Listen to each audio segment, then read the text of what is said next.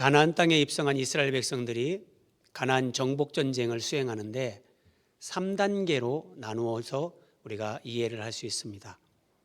가나안 정복 전쟁 1단계는 요단강을 건너서 이스라엘 백성들이 길갈에 본부를 두고 이제 여리고와 아이성을 점령하면서 가나안 땅 중앙을 분할하는 겁니다. 왜냐하면 가나안 남부와 북부가 이제 연합하지 못하도록 가나안 중부를 분할하고 먼저는 가나안 남부를 이제 점령에 들어갑니다.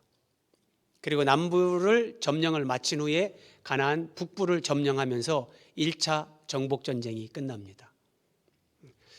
1차 정복전쟁이 끝났다고 해서 가나안 정복전쟁이 다 끝난 건 아닙니다. 많은 부분에 가나안 원주민들이 다 남아 있었습니다. 그러나 아직 남아있는 상태지만 1차 정복전쟁이 끝나고 하나님은 여호수아에게 땅을 이스라엘 12지파에게 분배하게 하십니다. 이 땅 분배가 가나안 정복전쟁 2차에 해당됩니다. 그리고 3차 가나안 정복전쟁은 12지파가 땅을 분배받은 후에 이제는 12지파가 하나로 뭉쳐서 싸우기보다는 각 지파별로 자신들이 분배받은 그 지역 안에서 남아있는 가나안 원주민들을 정복해가는 형식으로 3차 가나안 정복전쟁이 수행됩니다. 메가다 장군이 인천 상륙 작전을 감행해서 우리 이 한국 전쟁의 그 상황을 완전히 반전시키는데, 메가다 장군이 인천 상륙 작전을 감행한 것은 이 성경에서 아이디어를 얻은 겁니다. 이스라엘 백성들이 가나안에 들어가서 그 중부를 분할하고 남부를 먼저 점령하고 북부를 점령한 것처럼 이제 거의 이 남쪽이 거의 다 이제 점령 직전에 됐었는데, 인천 상륙 작전을 통해서 이제 한반도의 중부를 분할하는 겁니다. 그래서 이제 북쪽에서 남쪽으로 보급하는 그 보급로를 차단하고 그러면서 이제 남쪽에 있는 북한군들을 칩니다. 그래서 낙동강 전투에서 승리를 하고, 그리고 이제 북쪽으로 가면서 서울을 수복하고 이제 북진을 하게 되는 것처럼 가나안 정복 전쟁이 그렇게 진행이 됐습니다. 자, 오늘 본문은 1차 정복 전쟁을 마친 이스라엘 백성들이 2차 정복 전쟁에 해당하는 12지파에게 땅을 분배하는 내용으로 시작이 됩니다. 자, 본문을 함께 보겠습니다. 5절입니다. 이스라엘 자손이 여호와께서 모세에게 명령하신 것과 같이 행하여 그 땅을 나누었더라. 땅 분배가 시작됩니다. 여호수아가 이스라엘 12지파에게 땅 분배를 하는데, 그때에 땅 분배를 시작하는 그때에 유다 자손이 여호수아에게 나오고 여분네의 아들 갈렙이 여호수아에게 말합니다. 갈렙은 유다지파, 그 유다지파의 거의 대표였습니다. 갈렙이 여호수아에게 뭐라고 말하냐면, 가데스 바네아에서 나와 당신에게 대하여 하나님의 사람 모세에게 이르신 일이 당신이 아는 바라. 무슨 말이냐면, 이스라엘 백성들이 홍해를 건너서 이제 시내산에 도착을 합니다. 시내산에서 하나님으로부터 십계명과 율법을 받고 성막에 대한 계시를 받아서 이제 성막을 짓고 이제 2년이 돼서 하나님께서 구름 기둥으로 그들을 인도하시면서 시내산에서 출발을 합니다. 이제 한 열흘길쯤 가가지고 가데스 바네아에 도착을 하는데, 가나안 땅 바로 아래입니다. 여기에서 이스라엘 백성들이 모세에게 우리가 정탐꾼을 먼저 보내보면 좋겠습니다. 그렇게 건의를 해서 모세가 하나님 앞에 기도하고 하나님이 허락을 하셔서 각 지파에서 한 명씩 정탐꾼들을 뽑아서 12정탐꾼을 가나안에 보냈습니다. 그리고 그들이 40일을 가나안 땅을 탐지하고 돌아와서 이 가데스 바네아에서 이제 백성들 앞에 이 보고를 하는 거예요. 보고를 하는데 여호수아와 갈렙은 저 땅에 정말 안악자손 거인족이 있다. 그리고 크고 견고한 성읍이 분명히 있다. 표면적으로 보면 우리가 정복하는 것이 쉽지 않게 보이지만 하나님이 우리와 함께 하시고 하나님이 말씀하신 대로 저 약속의 땅이 분명하다. 올라가자. 우리가 이길 수 있다. 여호수아와 갈렙이 이렇게 신앙으로 보고를 했는데, 나머지 10명의 정탐꾼들은 아니다. 저 가나안 원주민들 앞에서 우리는 메뚜기와 같이 그렇게 연약한 존재들이다. 우리는 도저히 저들을 이길 수 없다. 우리 다 죽는다. 그랬더니 백성들이 다 이 간담이 녹아내리는 겁니다. 그러면서 이제 원망이 터져 나옵니다. 모세를 향해서 원망합니다. 애굽에 매장지가 없어서 우리를 여기까지 데리고 와서 여기서 죽게 하느냐? 차라리 우리가 애굽에서 죽었든지 여기까지 오기 전에 광야에서 죽었든지 하면 좋았을 것을.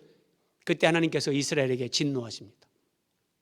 막 진노하시고 갈렙에게 대해서 하나님이 말씀을 하시면서 갈렙에게 약속을 주십니다. 자, 그 얘기를 7절에서 갈렙이 이렇게 말합니다. 내 나이 40세에 여호와의 종 모세가 가데스 바네아에서 나를 보내어 이 땅을 정탐하게 하였으므로. 갈렙이 12정탐꾼 가운데 유다지파 대표로 참여를 해서 가나안 땅을 정탐할 때 갈렙의 나이가 40세였습니다. 그리고 그 땅을 정탐하고 와서 내가 성실한 마음으로 그에게 보고하였고 정직하게 사실대로 있는 그대로 자기가 보고 믿은 대로 보고했다는 거예요. 그래서 갈렙은 분명히 크고 견고한 성읍이 있고 거인 족속 아낙 자손들이 그 땅에 있었지만 하나님의 약속이 맞다. 거기에서 이렇게 가지고 온 포도 열매라든지 젖과 꿀이 흐르는 땅의 상황이라든지 하나님의 약속이 맞다. 그러면 저 땅을 주신다고 약속하셨으니까 우리는 저 땅을 차지할 수 있다. 올라가자. 이렇게 보고를 했다는 거예요. 그런데 나와 함께 올라갔던 내 형제들, 갈렙과 함께 올라갔던 10명의 정탐꾼들은 백성의 간담을 높게 하였다.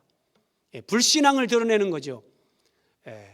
하나님이 함께 하시고 하나님이 도와주신다는 그런 시각이 전혀 없으니까 눈에 보이는 것만 보고 얘기를 한 거예요. 그들이 거짓을 얘기한 건 아니에요.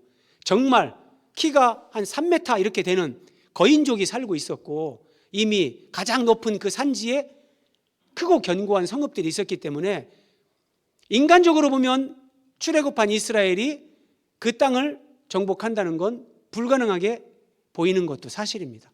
그런데 하나님이 그들과 함께 하시고 하나님이 그들에게 주신 약속이 있는데 이 10명의 정탐꾼들은 그것을 전부 무시했던 겁니다. 그날에 모세가 맹세하여 이르되 내가 내 하나님 여호와께 충성하였은즉. 하나님은 갈렙이 신앙적으로 하나님 앞에 이스라엘 백성들 앞에 그 땅을 평가하고 보고한 것을 충성했다 그럽니다.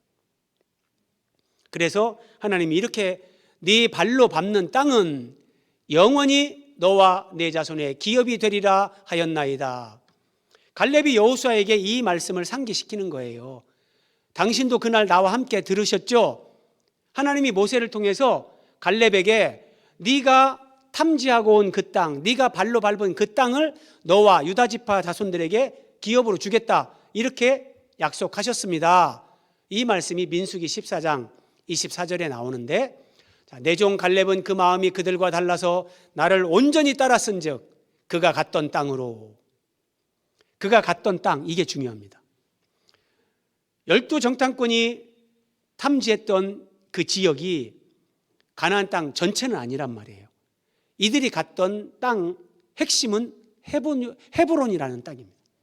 자, 그가 갔던 헤브론 땅으로 내가 그를 인도하여 드리리니 그의 자손이 그 땅을 차지하리라. 갈렙이 속한 유다 지파 자손들에게 하나님께서 헤브론 땅을 기업으로 주겠다 이렇게 약속을 하신 거예요. 그런데 우리가 조금만 관심을 갖고 보면 한 가지 이상한 걸 발견하게 되는데 갈렙과 함께 믿음으로 하나님 앞에 보고했던 여호수아에게는 그 땅을 너와 네 자손에게 기업으로 주겠다. 하나님이 이런 약속을 하시지 않습니다. 똑같이 그 땅을 탐지하고 왔고 똑같이 하나님 앞에 인정받는 믿음의 보고를 했는데 왜 여호수아에게는 그 땅을 주겠다는 하나님의 약속이 없고 갈렙에게는 이 약속이 있는가? 매우 중요한 관전 포인트입니다. 자, 정탐꾼들이 탐지하고 온 땅은 헤브론입니다. 하나님은 유다 지파와 갈렙에게 헤브론을 주겠다고 약속하셨습니다. 자, 그러면 말씀드린 것처럼 왜 여호수아에게는 헤브론 땅을 준다고 하나님이 말씀하시지 않는가? 왜 갈렙에게는 그 땅을, 갈렙과 그의 자손 유다 지파에게 그 땅을 준다고 하나님이 말씀하시는가? 헤브론의 구속사적인 의미, 이 헤브론과 하나님이 예수 그리스도를 통해서 이루어 가시는 하나님의 구원 역사, 그 의미를 우리가 알 때, 이래서 여호수아에게는 이 땅을 준다고 안 하셨고 갈렙에게는 이렇게 말씀하셨구나, 이런 것들을 우리가 이해할 수 있습니다. 10절입니다. 이제 보소서, 여호와께서 이 말씀을 모세에게 이르신 때로부터, 그러니까 가데스 바네아에서 갈렙이 믿음으로 보고를 하고 하나님께서 모세를 통해서 이제 네가 탐지하고 온 그 땅, 네가 발로 밟은 그 땅, 헤브론 일경을 갈렙과 유다 지파에게 주겠다, 이 말씀을 모세에게 이르신 때로부터 이제 이스라엘이 광야에서 방황한 이 45년 동안을 여호와께서 말씀하신 대로 나를 생존하게 하셨나이다. 이게 무슨 말이냐면, 자, 갈렙이 정탐에 참여할 때 갈렙의 나이가 40세였습니다. 그렇죠? 40세였는데 가데스 바네아에서 이스라엘 백성들이 불신앙을 드러냈고 하나님께서 너희들이 40일 동안 탐지하고 온 것 하루를 1년으로 계산해서 40년 동안 너희는 광야에서 방황할 것이다. 그리고 출애굽 1세대는 그 광야에서 다 죽을 것이다 말씀하셨어요. 그런데 하나님이 가데스 바네아에서 40년을 방황하게 하는 것이 아니라 38년을 방황하게 하십니다. 왜냐하면 애굽에서 나와서 시내산에 머물면서 시내산에서 출발하기까지 2년이 지납니다. 그 2년을 포함해서 38년 광야 생활, 그래서 합쳐서 40년이 되는 겁니다. 그러니까 38년 광야 생활을 하고, 그런데 광야에서 방황한 이 45년을 이렇게 얘기합니다. 그럼 이 45년이 어떤 의미냐? 38년 광야 생활, 그리고 가나안 땅에 들어가서 이스라엘 백성들이 1차 정복 전쟁을 하는데 그 1차 정복 전쟁 기간이 7년입니다. 그래서 갈렙이 40세에 정탐을 하고 왔고 38년 방황을 했고 7년 가나안 1차 정복 전쟁을 했습니다. 이걸 다 합치면 지금 갈렙의 나이가 85세가 됩니다. 네, 85세. 그러니까 가나안 정복 전쟁, 1차 정복 전쟁을 하는데 7년이 걸렸다는 겁니다. 7년. 다시 한번 봅니다. 그날에 여호와께서 말씀하신 이 산지를 지금 내게 주소서. 이 산지를 내게 주소서. 많은 그리스도인들이 이런 찬양도 있어서 이 말씀을 익숙하게 잘 알고 있습니다. 그런데 이 산지를 지금 내게 달라는 이 말씀의 의미가 뭔지, 그 의미까지 깊이 있게 아는 사람들은 많지 않습니다. 자, 이 산지를 지금 내게 주소서.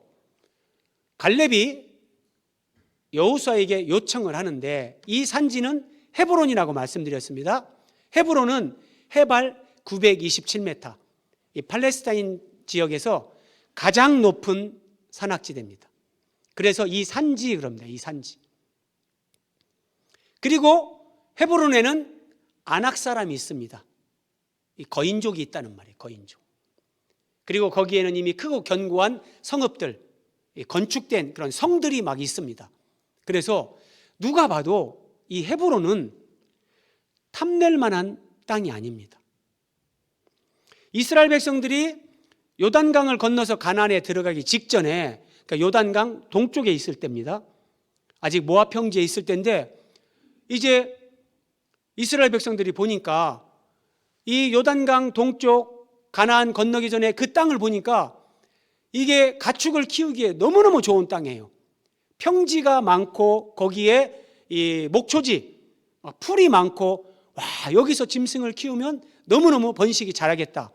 그래서 르우벤, 갓, 므낫세 반지파 이 사람들이 요구를 하는 거예요. 이 땅을 우리에게 주십시오. 여기 가축 키우기가 너무 좋은데 이 땅을 주십시오. 그들의 표현이 딱 맞습니다.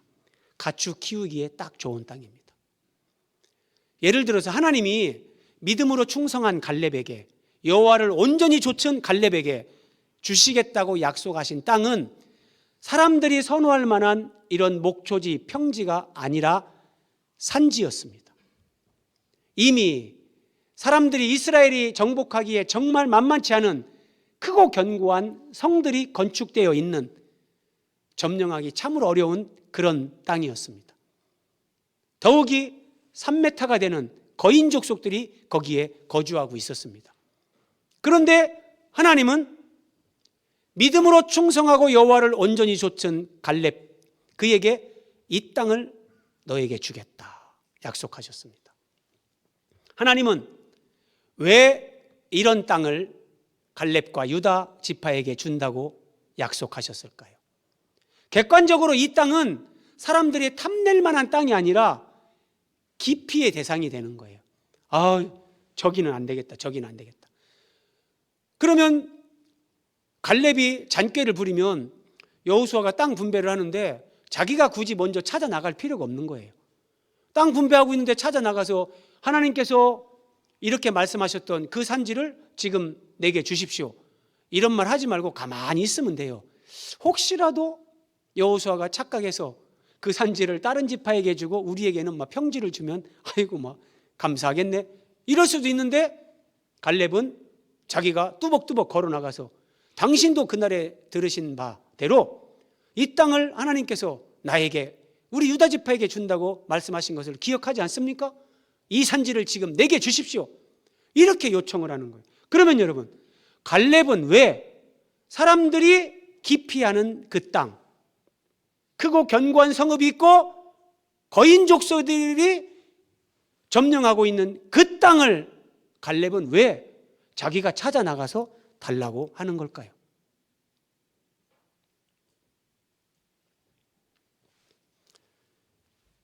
여호수아가 여분네의 아들 갈렙을 위하여 축복하고 헤브론을 그에게 주어 기업을 삼게 하매.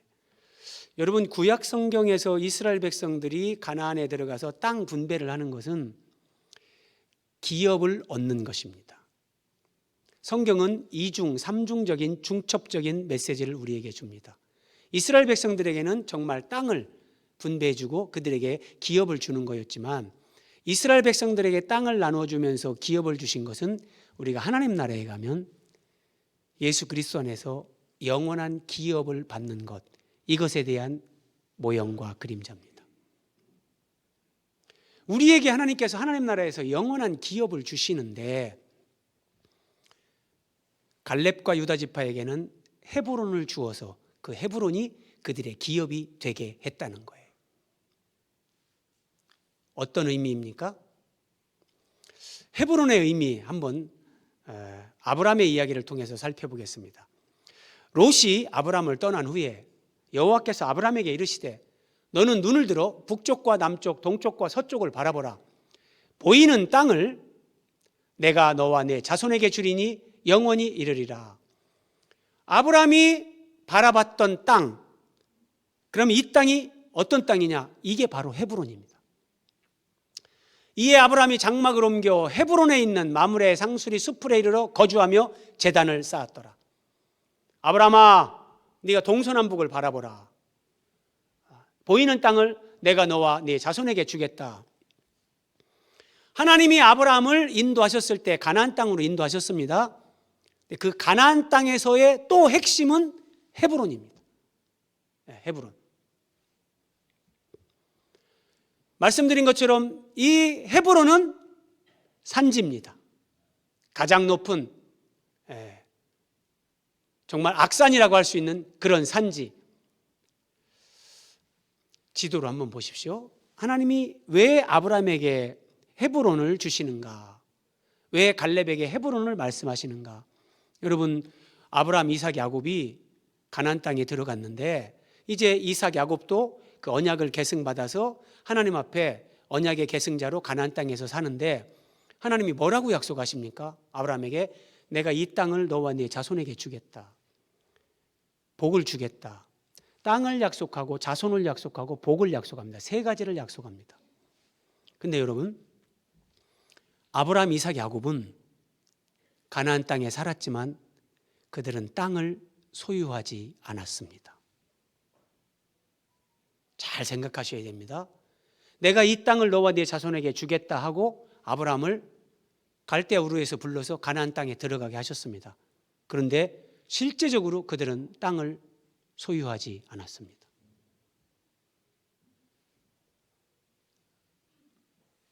그 땅은 하나님 나라를 예표하는 모형과 그림자라는 것을 아브라함, 이삭, 야곱은 알았습니다. 그래서 그 그림자에 집착하지 않고 그들이 돌아가려고 했으면 그들의 본향으로 돌아갈 기회가 있었지만 그들은 육신의 고향으로 돌아가려고 하지 않고 이제는 하늘에 있는 한 성을 바라보았다. 하나님께서 완성해 가시는 한 성, 거룩한 성, 새 예루살렘. 하나님 나라의 완성인 교회의 완성, 거룩한 성, 새 예루살렘. 이걸 바라보며 아브라함, 이삭, 야곱은 믿음으로 살면서 땅에서, 이 세상에서 땅을 소유하지 않았습니다. 저는 정말 오래전에 하나님이 이 말씀을 깨닫게 하실 때 감동을 받았습니다. 그래서 땅을 소유하지 말자, 건물을 소유하지 말자. 저는 정말 그런 중심으로 살았습니다. 우리가 아브라함을 믿음의 조상이라고 하는데 우리 믿음의 모델이란 말이에요. 근데 아브라함이 땅을 주신다고 했는데 그 땅을 소유하지 않았어요.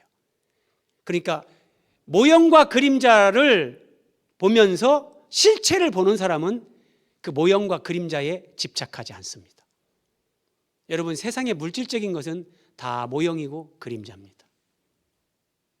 실제입니다, 여러분.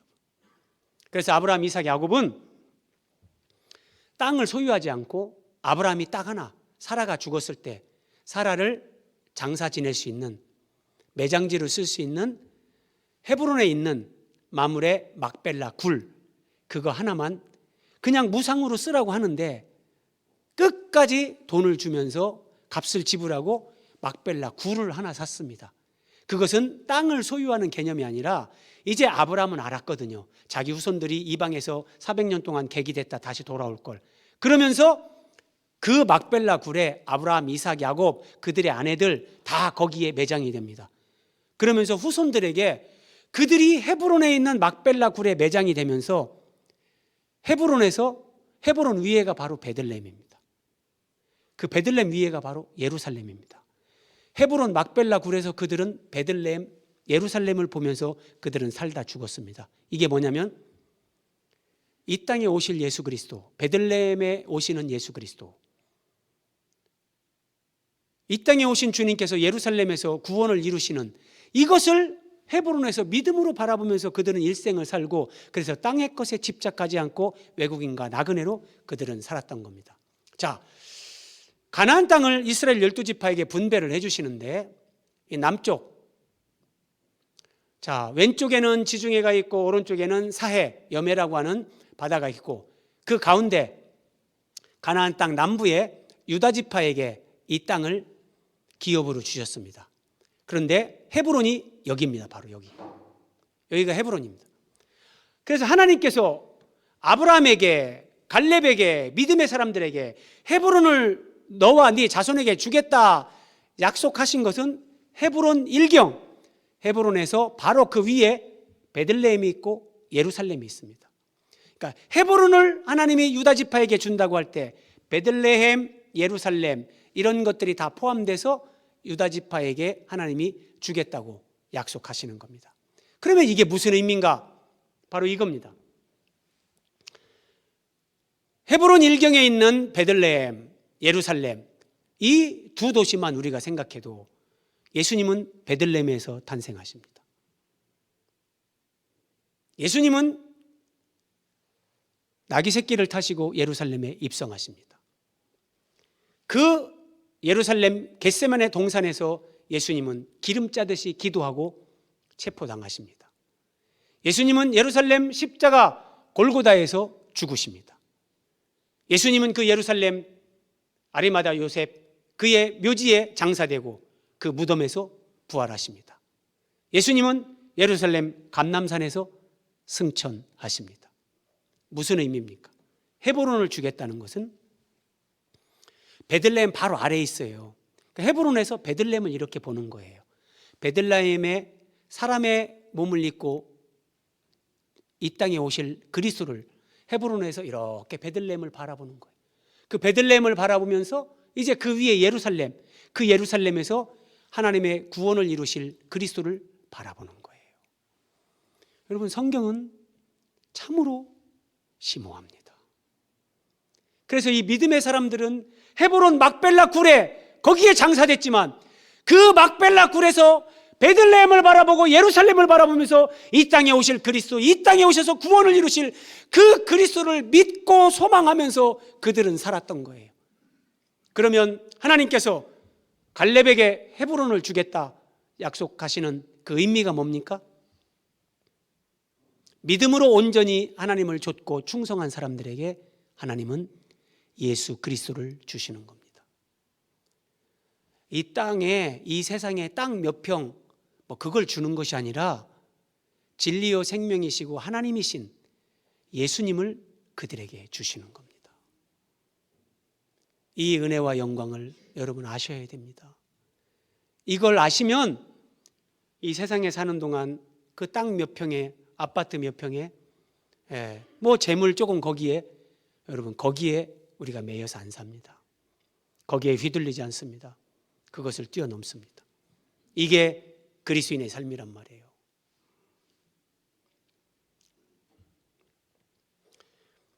아니, 목사님 그래도 그렇지 너무 논리적 비약 아닙니까? 어떻게 여호수아 갈렙 시대 때 지금부터 그러면은 거의 한 3,400년 전인데 3,400년 전에 어떻게 그들이 예수님을 봤다고 그럽니까? 예수님 말씀 요한복음 8장 56절 우리 같이 한번 읽어보겠습니다. 시작.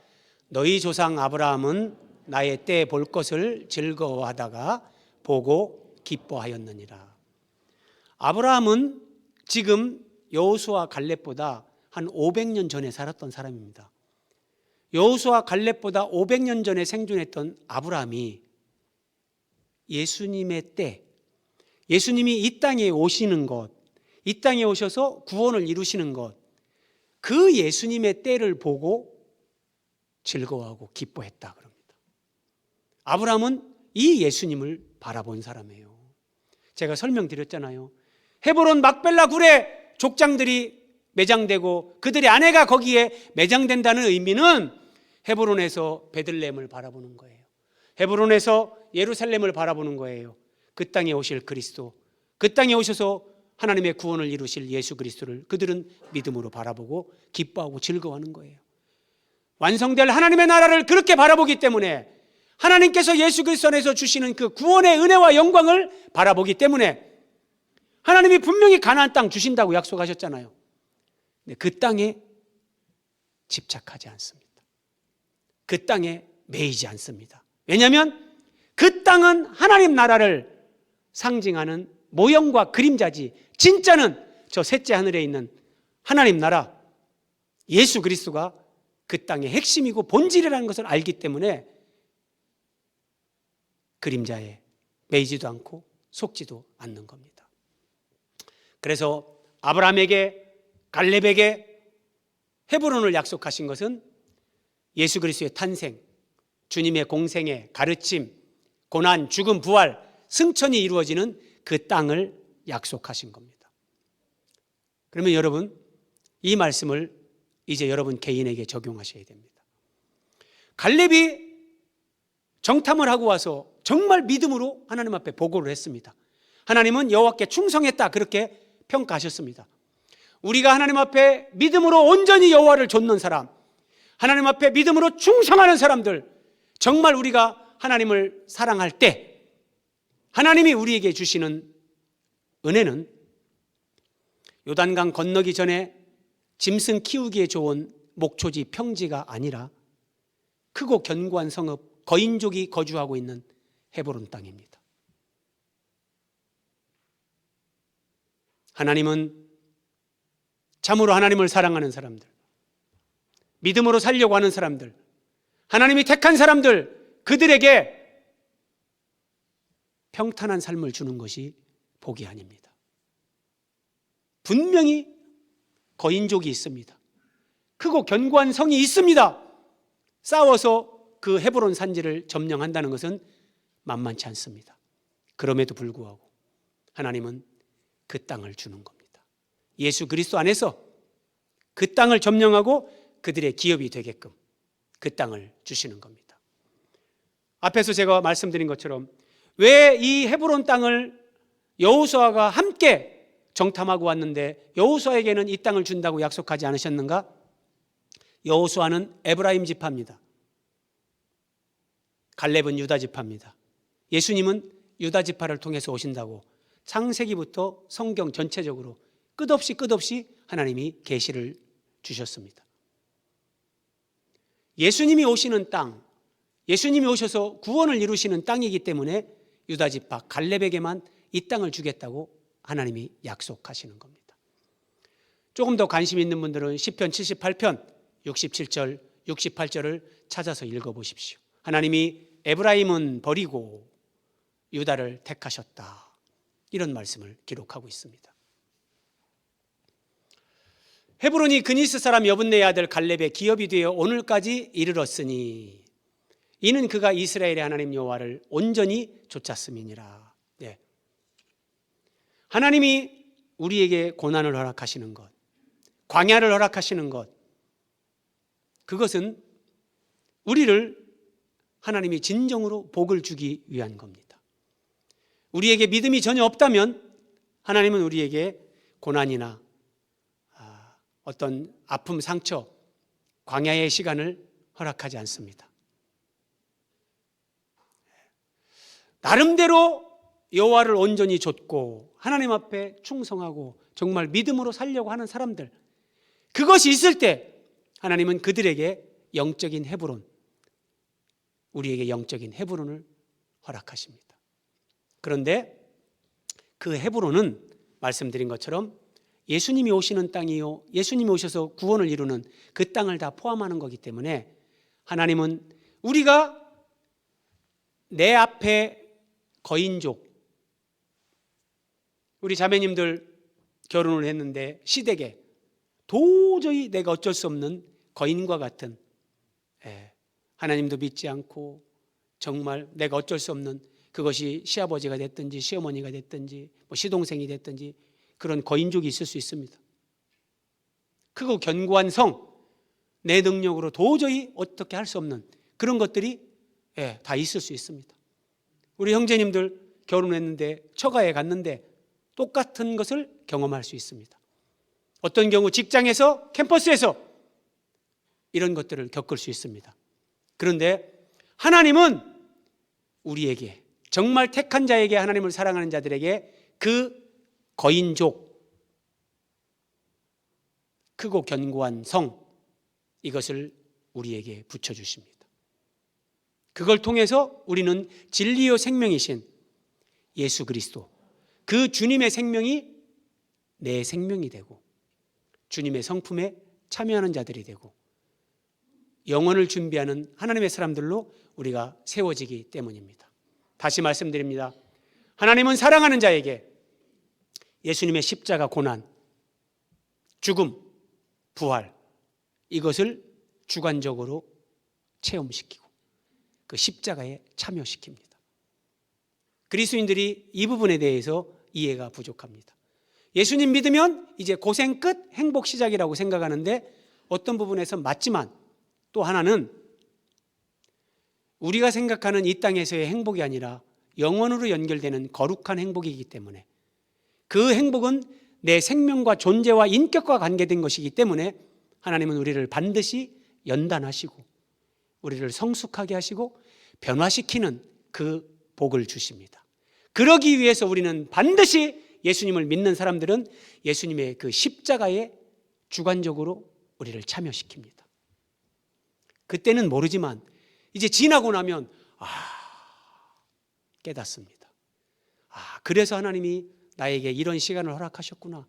그리고 돌이켜보니 은혜로다, 은혜로다, 이렇게 고백하게 되는 겁니다. 15절입니다. 헤브론의 옛 이름은 기럇 아르바라. 헤브론의 옛 이름이 기럇 아르바다. 이것을 15절이 기록해 주고 있습니다. 그러면서 아르바는 아낙 사람 가운데 가장 큰 사람이었더라. 왜 이런 말씀을 성경이 기록하고 있을까? 의미 없는 말씀이 하나도 없죠. 그리고 그 땅에 전쟁이 그쳤더라. 저는 이렇게 이해를 합니다. 자, 헤브론, 예수님이 오시고 예수님이 구원을 이루시는 그 넓은 의미의 그런 의미를 가지고 있습니다. 그러니까 헤브론 하면 우리가 예수님을 믿음으로 바라보면서 소망하면서 사는 믿음의 삶입니다. 그래서 예수님을 바르게 믿으면 헤브론의 옛 이름은 기럇 아르바. 아르바는 그 거인족 아낙 사람 중에서도 가장 큰 사람.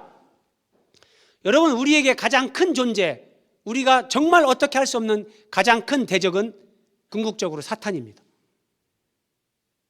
그리고 또 하나, 바로 나 자신입니다.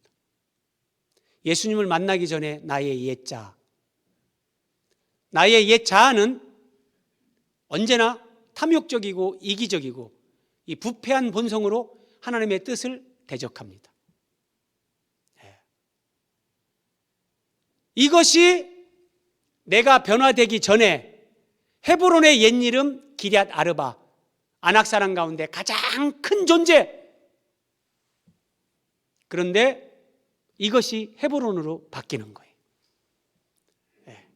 사탄에게 지배받고 나의 옛 자아에 속으면서 내 감정과 기분을 따라 살면서 마귀에게 종노릇하던 우리가 이제는 성경으로 진리를 분별하고 예수님을 믿으면서 이걸 분별하고 이기는 사람이 되는 거예요. 예수님 안에서 변화가 되는 거예요. 아, 내가 눈에 보이는 것에 속았구나. 내가 사람에게 속았구나. 환경은 그림자구나. 그래서 영적 분별력이 생기고 이제는 가장 큰 사람 아낙 사람 가운데 아르바, 그 실체를 알고 하나님 앞에서 믿음으로 분별하면서 살기 때문에 헤브론으로 바뀌는 거예요. 그래서 그 땅에 전쟁이 그치고 평화가 임하는 겁니다. 여러분, 내 마음의 평화, 가정의 평화, 돈이 많다고 되는 게 아닙니다. 여러분, 이건희 회장도 죽었지만 이건희 회장의 딸이, 그 20대 딸이 미국에서 유학하다가 자살해 죽었습니다. 우리가 생각할 때는 이 삼성그룹 이건희 회장 딸이 뭐가 부족해서 미국에서 자살해 죽었을까? 이해 안 되죠? 사람마다 다 다릅니다. 다 고민이 있고 아픔이 있습니다. 그런데 진정한 평화와 행복, 내 안에서 전쟁이 그치는 것은 환경이나 물질적인 것으로 해결되지 않습니다. 내 인격이, 내 생명이 주님의 생명과 성품으로 변화되어지고 내 존재가 커질 때, 그 문제보다 내 존재가 이렇게 확장될 때 비로소 내 안에 전쟁이 그치고 하나님의 평화가 임합니다. 아브라함이라는 이름의 뜻은 열국의 아버지, 존귀한 아버지가 열국의 아버지로 바뀌는데, 아브라함을 아브라함으로 바꾸는데 그 영적인 의미는 뭐냐면 존재의 확장입니다. 아브라함을 열국의 아버지, 넓히는 겁니다. 그럼 여러분, 우주 안에서 가장 어려운 것이 내 마음을 넓히는 겁니다. 내 마음을 1cm 넓히기 위해서는 여러분, 내 가슴이 찢어지는 고통의 과정을 겪지 않고는 마음은 넓어지지 않습니다. 마음이 좁기 때문에 늘 상처받고, 마음이 좁기 때문에 다른 사람들을 품어주지 못하고, 마음이 좁기 때문에 내가 늘 대접받으려고 하는 겁니다. 그런데 예수님이 내 안에 오시면, 생명으로 오신 예수님이 내 안에서 주님의 생명이 확장됩니다. 그러면서 내 자아가 우지직 찢어지는 겁니다. 이게 찢어지는 고통, 이 과정이 주님의 십자가에 참여하는 거고, 그러면서 우리는 존재의 확정을 이루면서 그 땅에 전쟁이 그쳤더라. 진정한 평화를 경험하는 겁니다. 10절을 다시 봅니다. 여호와께서 이 말씀을 이르신 때로부터 45년이 지났습니다. 그래서 이제 이 45년 가운데 38년 광야 생활, 7년 정복 전쟁, 그래서 갈렙의 나이가 85세가 됐습니다. 85세가 됐을 때 갈렙은 여호수아 앞에 당당하게 나와서 이 산지를 지금 내게 주십시오, 이렇게 요청하고 있는 겁니다. 여러분, 예수님 믿고 여러분은 몇 년 지나셨습니까? 많은 사람들이 예수님을 믿고 처음에는 감격합니다.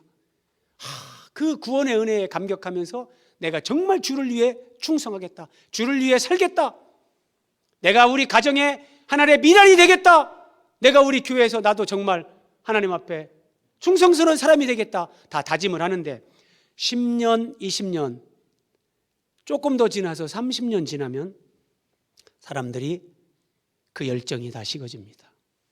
아이고, 나도 그때 그래 봤다. 그래, 니 이제 예수님 믿고 아직 젊은데 그래, 좋을 때다. 니도 조금 더 해봐라. 아이고, 이제 적당히 예수 믿고 주일날 예배 가고 헌금하고 그 정도 하면 됐지. 뭐 한다고 주일 밤 예배까지 가고 금요 철야 기도를 가고 새벽 기도. 아이고, 나는 모르겠다. 잠자는 게 좋다.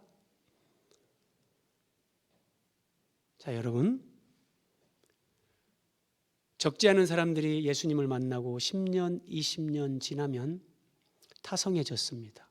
주님을 향한 사랑, 믿음, 충성, 헌신, 이런 것들이 식어집니다. 그런데 갈렙을 보십시오. 갈렙은 이 땅을 너와 네 자손에게 주겠다, 하나님 앞에 이 말씀을 듣고 45년 동안 그 약속의 말씀을 가슴에 품고 살았습니다. 그래서 땅 분배가, 기업 분배가 시작되자마자 혹시라도 이 땅을 다른 지파에게 줄까봐 뚜벅뚜벅 걸어나와서 당신도 들으셨지 않습니까? 이 땅을, 이 산지를 지금 내게 주십시오, 이렇게 요청하는 거예요. 45년 동안 광야 생활 38년, 정복전쟁 7년. 여러분, 광야를 38년 지나는 거 쉽지 않습니다.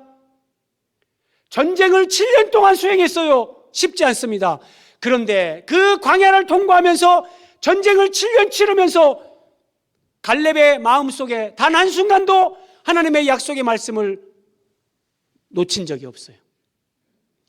가슴에 이 말씀을 품고 살면서 이 산지를 지금 내게 주소서. 변함없이 하나님을 사랑한 사람, 변함없이 하나님 앞에 충성을 다 바친 사람, 이게 갈렙이고, 이런 사람에게 하나님은 헤브론을 주시는 겁니다.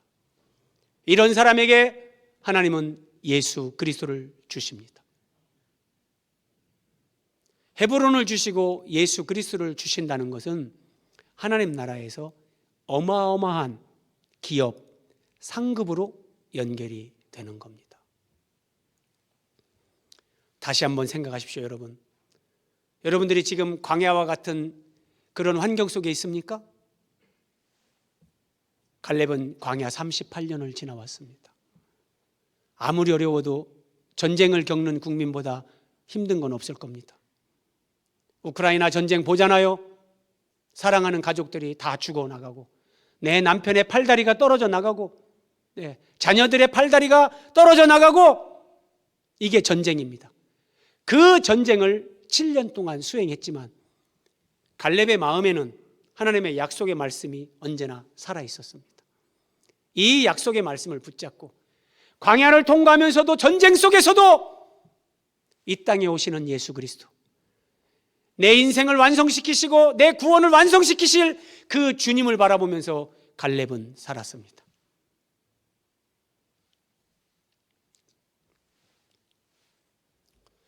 이 산지를 지금 내게 주소서. 그곳에는 아낙 사람이 있고 크고 견고한 성이 있습니다. 자, 오늘 마지막 화면입니다. 잘 보십시오, 여러분. 이 산지를 내게 주소서. 이 요청은 편안한 삶을 구하는 것이 아닙니다. 내가 예수님 믿으니까 하나님 나는 이렇게 좀 봐주십시오, 특혜를 구하는 것이 결코 아닙니다. 헤브론에서 베들레헴에 오실 그리스도를 바라보고 예루살렘에 오셔서 구원을 이루실 예수님을 바라보면서 믿음으로 사는 거예요.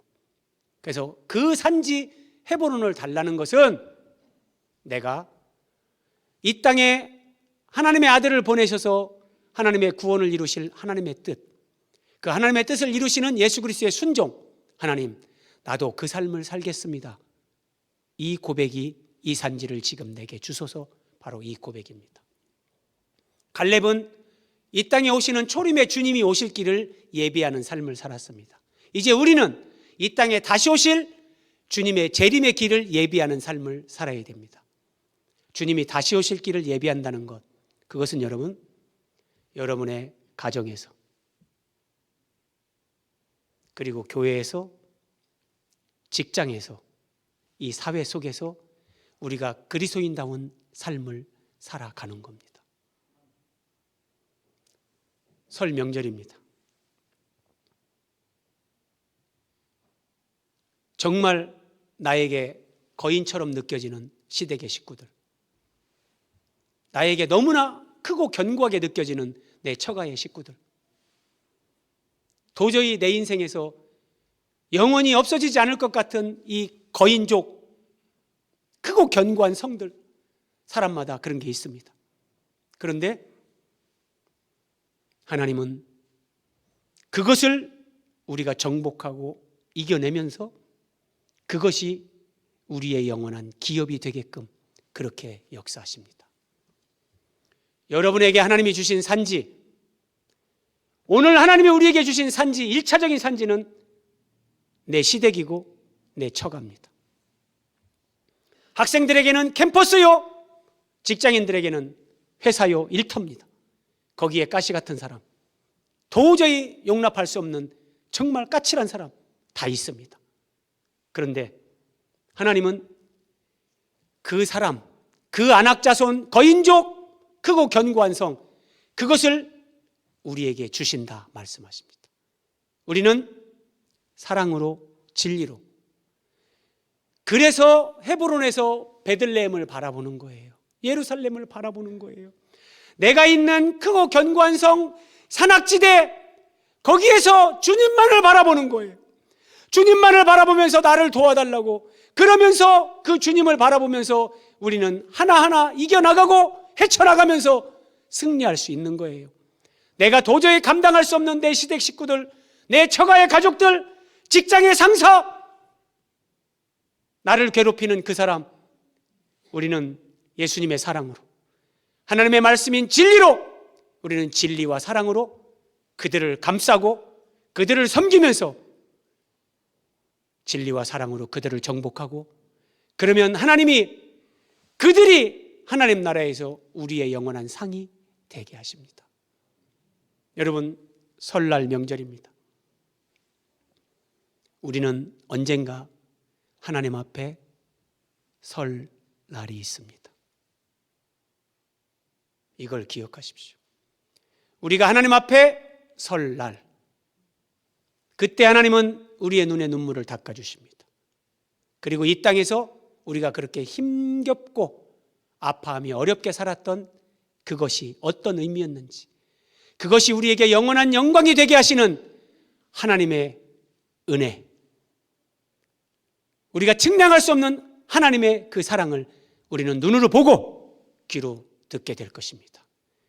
하나님 앞에 서게 될 설날이 있음을 기억하면서 이 설 명절에 여러분 어디를 가시든지 행복한 설날을 만드시기 바랍니다. 우리 기도하겠습니다.